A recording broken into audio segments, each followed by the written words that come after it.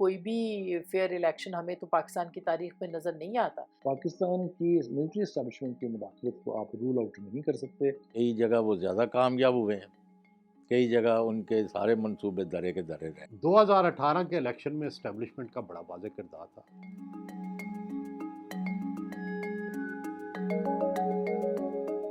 پاکستان میں جو الیکشن ہوتے ہیں ان میں اسٹیبلشمنٹ کا ہی کردار بہت اہم ہوتا ہے، اور یہ ایک ریالٹی ہے۔ اگر ہم ماضی کو دیکھیں تو ہر الیکشن جو ہے وہ اسٹیبلشمنٹ کا ہی کردار رہا ہے۔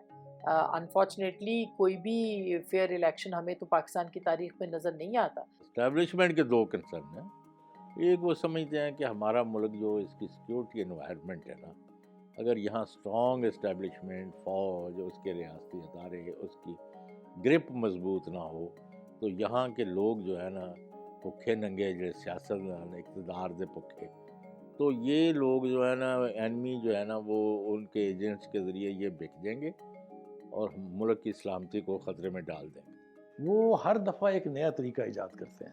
اگر آپ کو یاد ہو 2018 میں کسی نے تصور بھی نہیں کیا تھا کہ آر ٹی ایس کیسے بیٹھے گا، کسی نے تصور بھی نہیں کیا تھا کہ الیکشن کے رزلٹ 3 دن تک روکے جائیں گے، کسی نے یہ بھی تصور نہیں کیا تھا کہ پولیٹیکل ایجنٹس کو اٹھا کے باہر پھینک دیا جائے گا۔ تو ہر دفعہ ان کی اسٹریٹجی مختلف ہوتی ہے۔ 2018 کے الیکشن میں اسٹیبلشمنٹ کا بڑا واضح کردار تھا۔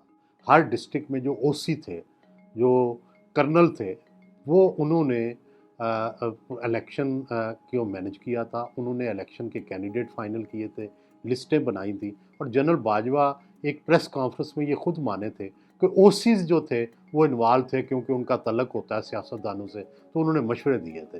تو او سی سے لے کے آئی ایس آئی کے جو پروونشل چیفز تھے انہوں نے ساری لسٹیں فائنل کی، وہ عمران خان سے ان ٹچ تھے۔ اس وقت جو بڑے لوگ تھے پنڈی میں، انہوں نے بعد میں مجھے بتایا کہ جی جنرل فیض جو ہے نا، فیض حمید، اب جو ریٹائر ہو چکے ہیں، یہ اس رات انہوں نے پی ٹی آئی کی 28 سیٹیں چھین کے تو نون کو دے دی تاکہ عمران خان پہ اتر نہ جائے۔ لیکن اگر آپ امپیریکل ایویڈنس کو استعمال کریں تو آپ کو ایک چیزیں واضح نظر آتی ہیں۔ جو کچھ انٹرفیرنس وہاں ہمیں نظر آتی ہے وہ الیکشن شیڈولز کے اناؤنس ہونے سے پہلے یہ نظر آتی ہے کہ کسی کو انکریج کیا کہ اس پارٹی میں چلے جاؤ، کسی کو کہا کہ اس پارٹی میں چلے جاؤ۔ یہ سب باتیں الیکشن شیڈول اناؤنس ہونے سے پہلے ہوئی تھی۔ الیکشن ڈے ٹھیک تھا، الیکشن ڈے پہ کچھ نہیں ہوا، لیکن الیکشن سے پہلے جتنی مینجمنٹ تھی، نون کے امیدواروں کو بٹھانا، ان کو فورس کرنا، پریشرائز کرنا، پی ٹی آئی کو ابھارنا، اس کو سپورٹ کرنا، یہ سارا کچھ ہوا ہے۔ 2018 میں بار بار تجربوں سے اب یہ بات ثابت ہوئی تھی کہ الیکشن والے دن دھاندلی کرنا بہت مشکل ہوتا ہے، اور صرف الیکشن ڈے جو تھا کاؤنٹنگ کے پہلے تک وہ بڑا آرڈرلی ہوا، اس میں یعنی کوئی گڑبڑ نہیں ہوئی، کوئی دنگا نہیں ہوا، لیکن کاؤنٹنگ اٹ سیلف اس کے اندر بھی بہت سی شکایات ہیں۔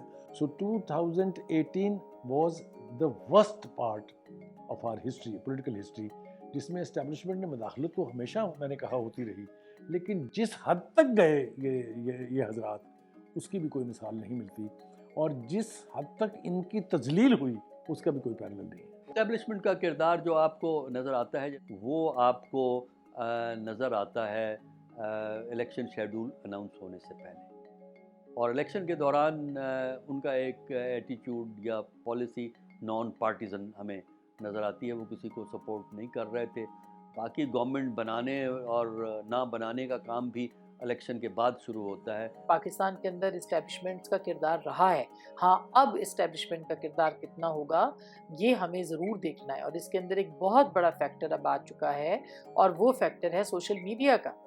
کچھ صحیح اور کچھ بہت زیادہ غلط، لیکن اس کے علاوہ ایک چیک اینڈ بیلنس بھی ہے۔ دھاندلی از ناٹ الیکشن، الیکشن ہے کہ بھئی جو جس کو ووٹ ڈالنا چاہتا ہے۔